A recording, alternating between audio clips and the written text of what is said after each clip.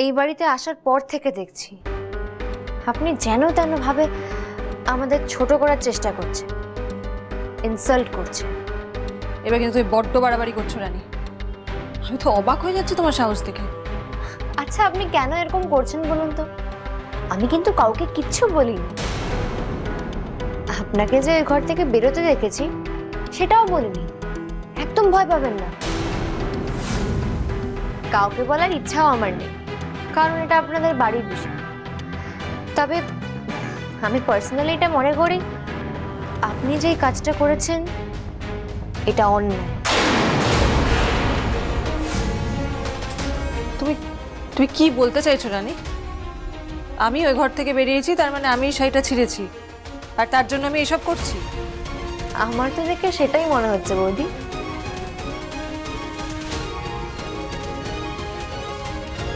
অতটাও বাচ্চা নই আমি যে কিছুই বুঝবো না।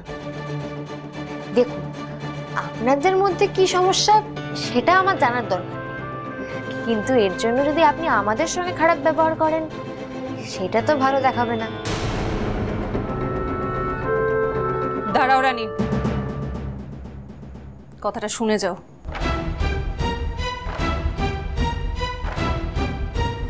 আমার সঙ্গে আর কোনোদিনও কখনো এইভাবে কথা বলবে না, কেউ বলে না, মনে থাকবে?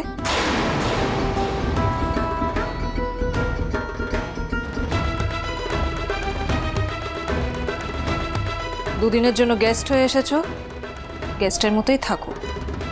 দুদিন পর সুরসুর করে বাড়ি চলে যাবে। তার মধ্যে বেকার কোনো ঝামেলা বাঁধাবার চেষ্টা করো না রানী, তাতে কিন্তু অপমানিত তোমরাই হবে।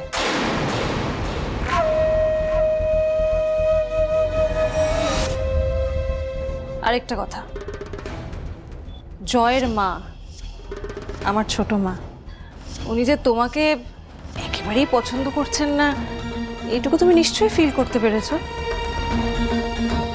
তাই বলছি, আমার দেওরের থেকে, জয়ের থেকে দূরে থাকো।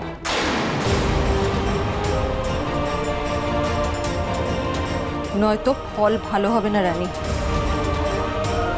আমাদের ভুলে যেতে বাধ্য করো না যে তোমরা কিন্তু আমাদের গেস্ট। আফটার অল তুমি কিন্তু দেবযানীর বন্ধু, মানে জাস্ট এ ফ্রেন্ড, কোনো নিকট আত্মীয় নও, মানে আমাদের কুটুম নও।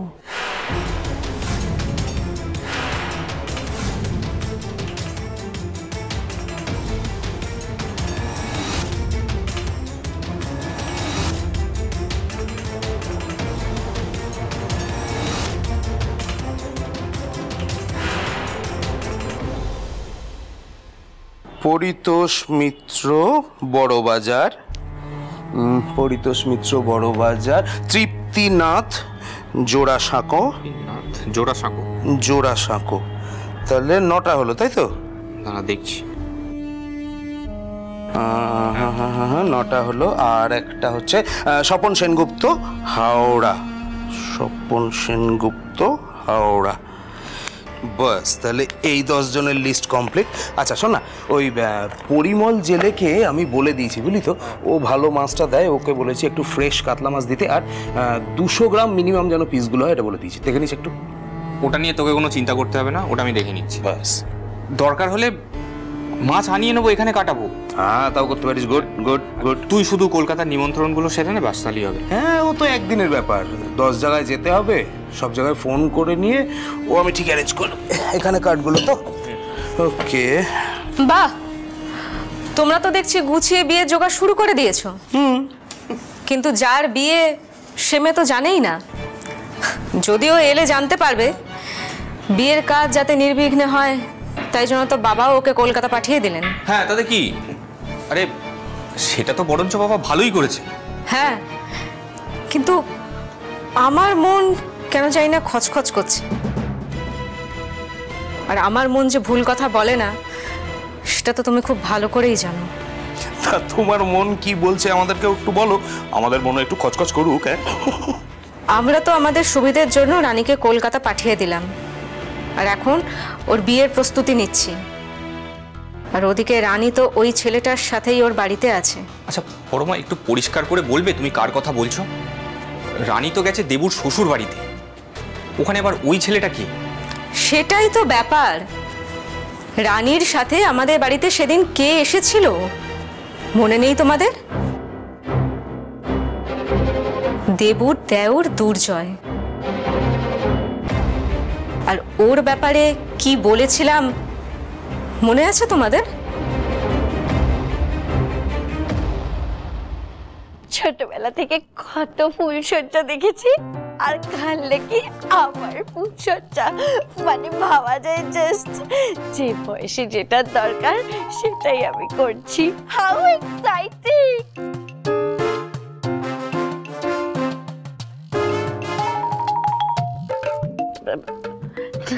তোরা ওরম ভাবে তাকাচ্ছিস কেন? আমি তো সিনেমা দেখার কথা বলছিলাম, মানে সবাই যেরকম সিনেমায় দেখে আর কি। তোরা তো এমন ভাবে তাকাচ্ছিস যেন আমি লোকের ঘরে উকি মেরে মেরে ফুলসজ্জা দেখেছি। বাবা, তাও ভালো। এমন ভাবে বললি মানে ছোটবেলা থেকে কত ফুলসজ্জা দেখেছিস। হ্যাঁ হ্যাঁ, হেসে নে হেসে নে, যত পারিস হেসে নে। নিজেরা তো বিয়ে করিসনি, তাই বুঝতে পারছিস না ব্যাপারটা কতটা অ্যাডভেঞ্চারাস। জাস্ট ভাব, কাল যখন রাত হবে আর তারপর সবাই চলে যাবে, তখন আর কেউ আমাদের ডিস্টার্ব করবে না, শুধু ঋতু আর আমি আর ঋতু। থাক থাক, আর বলতে হবে না, তুই এক্সপিরিয়েন্স কর, তারপর আমাদের সাথে শেয়ার করিস। ও মা, খালি দুষ্টুমি না, এতই যদি তোদের জানার শখ থাকে তোরা নিজেরা বিয়ে করে নে। এই দেবজানি, তুমি এখনো ফ্রেশ হওনি? যাও তাড়াতাড়ি চেঞ্জ করে ফ্রেশ হয়ে নাও। ও এখনো স্বপ্নের জগতে বাস করছে। তা তো হবে, কিন্তু খাবারটা তো খেতে হবে। তোমরা খাওয়ার পরে তো রিতম খাবে, আর রিতম খাচ্ছে না বলে বেচারা জয়টাও খেতে পাচ্ছে না। ও মা, তাই? হ্যাঁ ঠিক আছে, আমরা এক্ষুনি যাচ্ছি। এই তাড়াতাড়ি কর। হ্যাঁ হ্যাঁ, আস্তে আস্তে দেখে দেখে। আমি এক্ষুনি যাচ্ছি। ওটা রেখে দাও। হ্যাঁ এক্ষুনি 5 মিনিটে তৈরি হয়ে আসছি। ঠিক আছে, 5 মিনিট। তোমরা যাও, খেয়ে নাও। যাও যাও যাও। রানী, তুমি বাড়িতে ফোন করে বলে দিয়েছো তো যে সাবধানে পৌঁছে গেছো? হ্যাঁ মেজো বৌদি, বলে দিয়েছি। ঠিক আছে। তোমায় একটা কথা বলবো? হ্যাঁ বলো। তুমি না খুব ভালো, খুব সুইট, দেখলেই মনে হয় খুব পজিটিভ একটা মানুষ, ভীষণ নরম মনের ভালো একটা মানুষ। ব্যাস ব্যাস, ঠিক আছে। সত্যি, তোমার মতো মানুষ খারাপ হতেই পারে না। তোমাকে দেখলেই মনটা ভালো হয়ে যায়। তোমাকেও আমার খুব মিষ্টি লাগে, দেখলেই বোঝা যায় তুমি কত ভালো মেয়ে।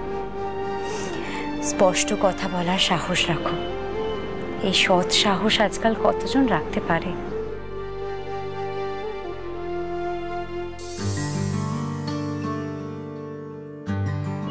একজন শিক্ষিত মানুষের এরকমই হওয়া উচিত।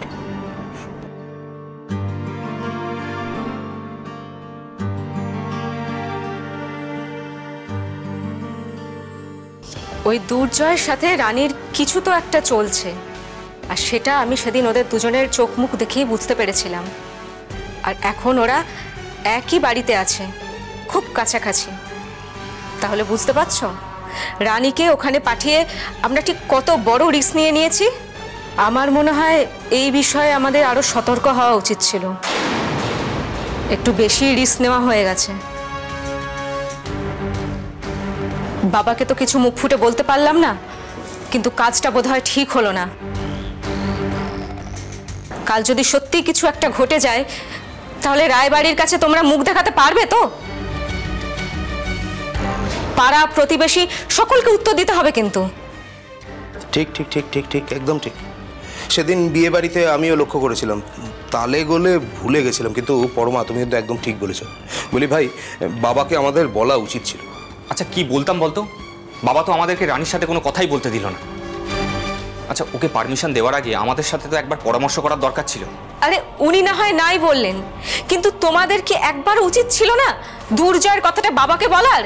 ও ঠিক আছে পরমা, আমি দেখে নিচ্ছি পুরো বিষয়টা। আমি তোমরা এইসব নিয়ে ভেবো না প্লিজ, হ্যাঁ আমি হ্যান্ডেল করে নেবো।